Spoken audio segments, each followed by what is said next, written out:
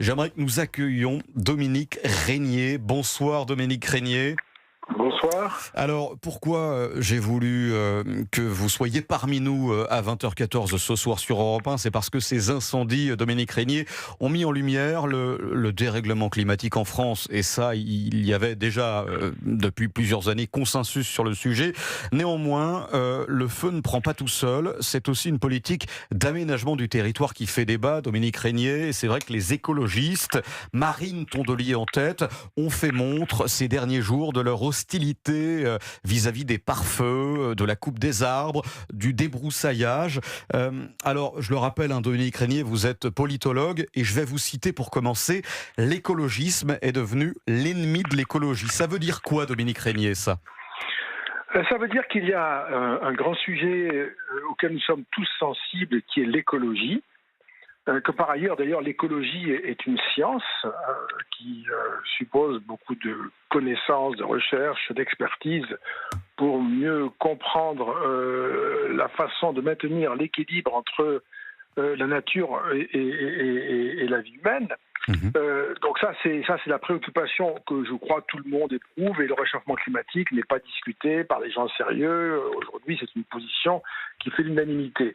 Par contre, dans ce contexte-là, on a vu émerger une doctrine, en fait, qui s'appuie sur l'enjeu environnemental pour fabriquer une idéologie dans la perspective d'une conquête de positions politiques. Et ça, c'est ce que j'appelle l'écologisme. Je pense qu'il faut distinguer l'écologisme, qui est l'idéologie politique visant à conquérir le pouvoir local, européen, etc., de l'écologie, qui est une préoccupation commune et qui est une politique publique, qui doit être menée sur des bases scientifiques. Je vous écoute attentivement, Dominique Régnier. Ce que vous nous dites ce soir, c'est que selon vous,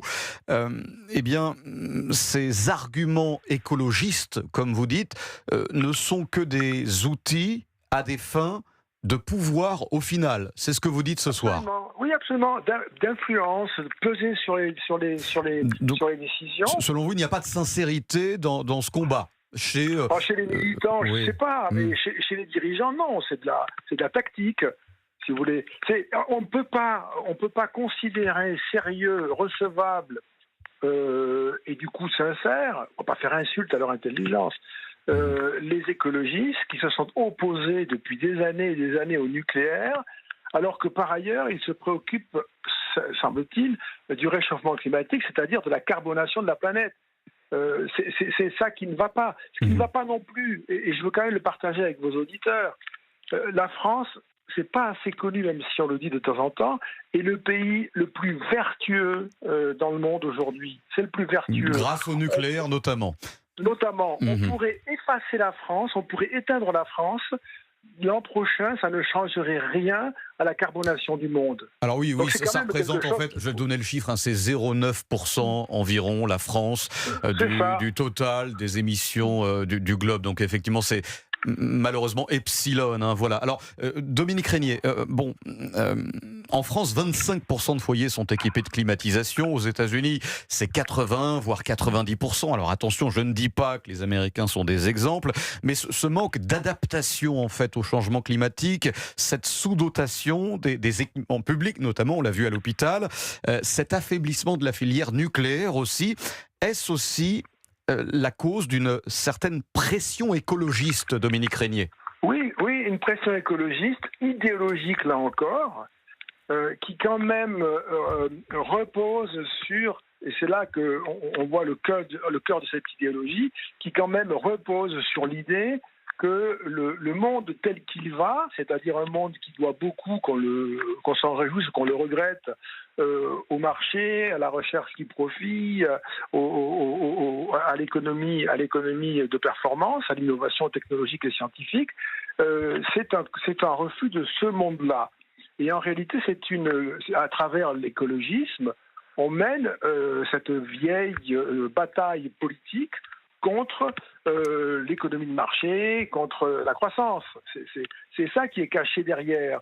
Et au fond, c'est au point de ne pas vouloir, par exemple, mobiliser l'entreprise, mobiliser l'innovation, mobiliser la science pour réparer la nature, pour protéger la nature, pour prévenir les incendies, pour mieux les contenir. On ne veut pas mobiliser les outils que sont la science, l'entreprise ou même le profit, ce qui serait très utile, parce qu'on ne veut pas la perpétuation de ce système-là. C'est fondamentalement une bataille politique. Alors, vous suscitez des réactions sur le plateau, hein, Ophélie Roch et Antonin André, j'y arrive, souhaite vous interpeller. Antonin André a levé le doigt plus tôt, alors je passe la parole. J'ai bien lu attentivement votre texte, Dominique Régnier, que j'ai trouvé absolument remarquable et très bien argumenté. Et en même temps, je suis un peu mal à l'aise, parce que je me dis que le politologue que vous êtes, et l'érudit que vous êtes, et le fin connaisseur des partis politiques que vous êtes, je trouve, mène une charge contre les écologistes, donnant le sentiment finalement qu'on occulte la responsabilité de ceux qui sont au pouvoir, principalement, c'est-à-dire les partis de gouvernement socialistes, puis macronistes, avant cela l'UMP. Ce que dit Dominique Régnier, c'est qu'ils ont été victimes, ces partis de gouvernement, d'une pression écologiste. C'est ce que dit Dominique Régnier. J'entends bien, mais Dominique Régnier, vous qui connaissez Nicolas Sarkozy, qui avez vu François Hollande et Emmanuel Macron, est-ce que vous pensez que ces hommes d'État, on peut justifier leur inaction par l'inhibition ou en tout cas rejeter la culpabilité sur les écologistes? Il y a quand même une faillite des gouvernants sur la transition énergétique. Antonin André, il y a indiscutablement une faillite des gouvernants sur ces sujets-là, et en particulier parce que du côté des partis de droite et de gauche qui ont gouverné, il y a eu non seulement le refus d'affronter directement l'idéologie écologiste, mais aussi la recherche d'arrangements, d'accords électoraux d'un côté, de modération d'une opposition de l'autre, de transactions diverses. Et finalement, on accorde aux écologistes aujourd'hui, dans le système de l'État, dans le système administratif, dans les commissions, dans la production de normes, de règlements, que ce soit en France ou à l'échelle européenne, on leur accorde un pouvoir qui est devenu considérable, alors même que, en moyenne, aux élections présidentielles, les écologistes ont fait 3,25% depuis 1974. Vous dites, Dominique Régnier, si on vous comprend bien, que le pouvoir des écologistes est disproportionné quand on compare ce pouvoir à leurs récents résultats électoraux. C'est ce que vous dites. Leurs récents comme leurs anciens. Ils n'ont jamais eu de bons aux européennes, c'est pas si mal. Bon, voilà. Aux européennes, c'est 8,3% en moyenne depuis 1979. Et les dernières élections sont parmi les plus mauvaises. Oui, 5,5%. Vous avez raison. Ophélie Roch, d'ailleurs, c'est vrai pour les autres pays. Ophélie Roch souhaite vous interpeller. J'avais une petite question, notamment pour rebondir sur ce que vous disiez sur l'écologisme et les feux de forêt en France, parce qu'il me semble que certains pays pour lesquels il n'y a pas des mouvements écologistes aussi puissants, je pense notamment en Grèce, en Turquie, en Australie ou aux États-Unis, a priori, il n'y a pas eu, si vous voulez, ces mouvements un peu écologistes qui auraient empêché finalement de prendre soin de notre forêt, et pourtant il y a eu des méga-feux. Donc est-ce que d'une certaine manière, c'est pas leur faire porter un poids, une responsabilité qui n'est peut-être pas finalement exactement la leur? L'écologisme n'est pas la cause des incendies. Non, mais vous disiez un petit peu qu'au niveau des méga-bassines, des choses comme ça, le fait qu'ils aient pu éventuellement s'opposer à ça? Ça me paraît, moi, être une cause directe de notre impréparation. Dans les années 80, la France parvenait à contenir ses feux beaucoup mieux qu'aujourd'hui, sans que ce soit jamais parfait, mais beaucoup mieux qu'aujourd'hui. Nous avons cette année subi un revers historique. Et il y a un lien à faire, c'est très nécessaire, sinon c'est une forme de désespoir, on ne sait pas comment ça s'est produit. Il y a un lien à faire entre les empêchements divers et variés de travaux nécessaires, d'entretien, mais ces travaux-là, est-ce que c'est à cause des écologistes justement qui n'ont pas eu lieu? Mais c'est tout à fait, ils ont joué un rôle majeur. Il est très évident, je ne sais pas, ça m'étonne même qu'on ait à l'argumenter, il est très évident que les écologistes, y compris d'ailleurs par le blocage et la force... Et les agriculteurs, si on fait un pas de côté, Dominique Régnier, les agriculteurs sont-ils également victimes de ces écologistes dont vous parlez? Mais l'agriculture en est victime, l'industrie en est victime, le développement économique... notamment, les normes, voilà. Pardonnez-moi Les normes, notamment. Ben oui, mais je dis bien pour l'ensemble de l'économie. Et même nous tous, consommateurs, individus, le surcoût dans la construction de bâtiments, c'est l'écologisme. Enfin, il y a beaucoup d'exemples, hélas. de cette pression inouïe. Et je trouve que c'est un problème démocratique fondamental qui met mal à l'aise tous les Français qui le ressentent.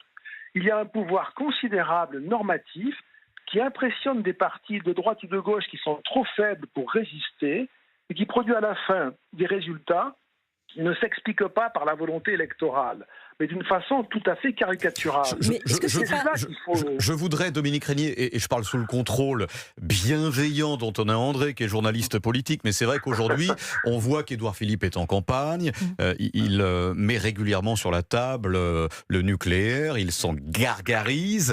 Si je ne m'abuse, il y a eu des centrales qui ont fermé pendant qu'Édouard Philippe était aux affaires. Oui, y a-t-il, Antonin André, et je pose la question également à Dominique Régnier, sur une contradiction là-dessus. Sur le nucléaire, il y a des contradictions, mais force est de constater qu'Emmanuel Macron a inversé totalement la vapeur sur ce sujet-là.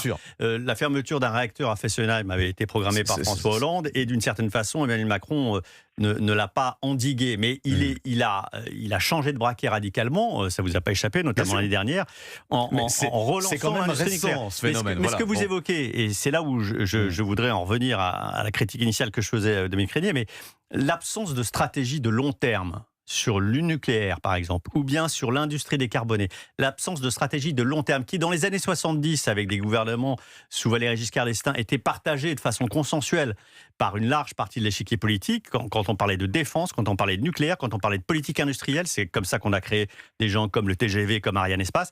Cette notion-là de long terme et de consensus de la majorité politique sur ces intérêts fondamentaux de long terme n'existe plus en France. Et c'est là qu'on souffre, parce que l'écologie, ça se pilote sur le long terme.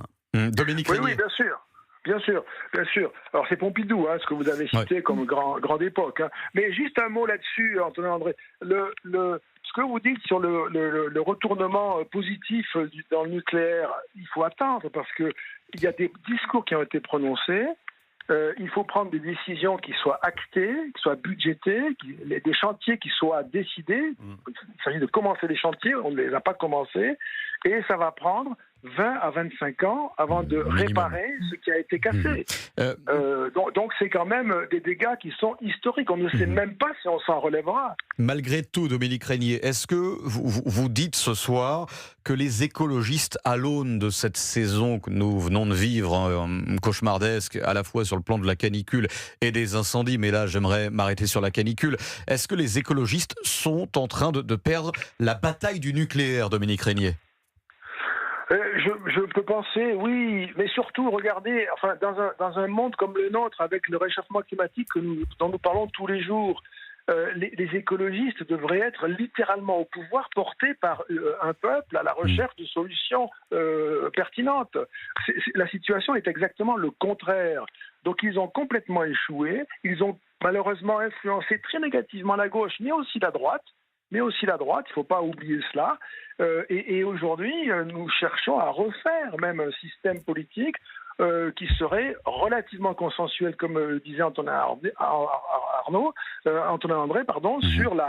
sur la politique à mener, pas pour 5 ans, mais pour 20 ou 30 ans. Et je ne sais pas si c'est possible dans une démocratie, malheureusement, de développer une politique sur une telle durée.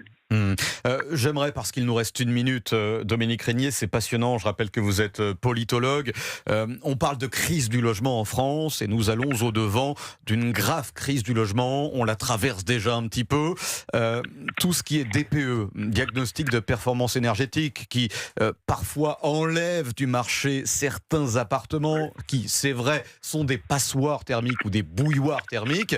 Est-ce que ça aussi, les écologistes ont leur part de responsabilité si demain il y a une crise du logement encore plus importante, j'entends, que celle que nous traversons actuellement?